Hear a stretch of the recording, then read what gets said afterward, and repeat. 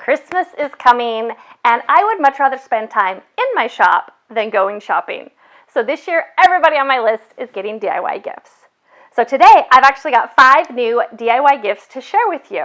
And in case these 5 easy gifts are not enough, I've teamed up with my friends, Shara from Woodshop Diaries and Annika from Annika's DIY Life, and they're both sharing 5 new gifts today too. So that's 15 total DIY gifts. There's definitely bound to be something for everybody on your list. So let's get building. All you need is a scrap of 1x2 and 1x3 to build it. I cut both boards to the same size. Then I set my table saw so that the blade was only a 1/2 inch deep and 3/8 inch away from the fence. I ran both boards through the saw to add a small groove to the top. Next, I added glue to the back of the 1x2 board and attached it to the front of the 1x3. You can never have too many clamps to hold things in place. Once the glue was starting to dry, I removed the squeeze out with a chisel. Waiting too long makes this step harder. I decided to add a fun design to the back with a vinyl stencil and used a water-based stain on it so it would not bleed through. The end result made it look like the design was burned into the wood. And just like that, I have made the cutest playing card holders. I started by ripping 3/8 inch thick boards to width, then cut them to length.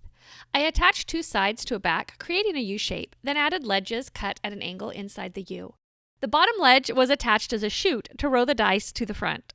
For the front, I cut out an opening at the bottom, then glued it on top of the sides. For the tray, I cut out a groove in the bottom of the boards, then lined up all the pieces on a piece of tape so the mitered ends touched. I added glue to the seams before folding it into a box. I glued a piece of felt to some plywood for the bottom, then attached it inside the groove. I added a stencil to the front to add a design to the tower. I used a water-based stain to prevent bleeding. And the dice tower is all done. This will be the perfect addition to game night and turned out amazing. I made 3 trivets from some of the smallest scraps in my pile. For the first one, I lined up 1-inch blocks between some 1x2 scraps, and once I liked the look, I glued it together with wood glue. I was careful when clamping them together to keep it flat. Then once dry, I trimmed the ends off to square it up, a bit of sanding, and it was all done. For the second one, I used a 7-inch long scrap of 1x6 board. Then I drilled some holes, starting with a big one in the center and some medium ones on the outside, and finished with some small holes sprinkled throughout before sanding it smooth. And for the third one, I ripped some scrap alder into thin strips. Then I glued them all together in a simple lattice. To make it easier to keep everything lined up, I glued it together with super glue instead of wood glue. Then I finished off all 3 of my wood trivets with a food-safe sealer.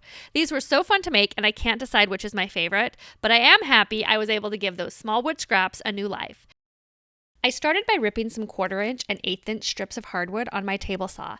Then I cut all my pieces to size. For the cutting guides on the sides, I glued 1/8 inch spacers to both ends of the 1/4 inch strips.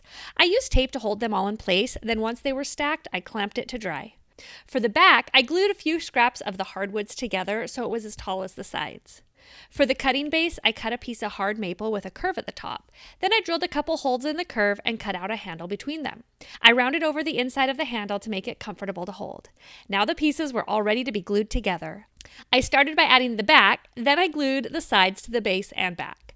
I sanded everything smooth, then finished it off with a coat of food-safe sealer. And now the bread slicer is all done. No more crooked bread loaves, and it's easy to cut flat or standing up. For the sides, I drilled holes for a handle, then cut between them with my jigsaw. I also cut along the top of the sides at an angle. Then I attached the shelf boards to the sides with pocket holes. I hid the pocket holes inside the drawer area for the upper shelves. To create a tray on top, I attached boards to the front and back of the top shelf. Then I created an X from 2 boards to sit inside the lower section.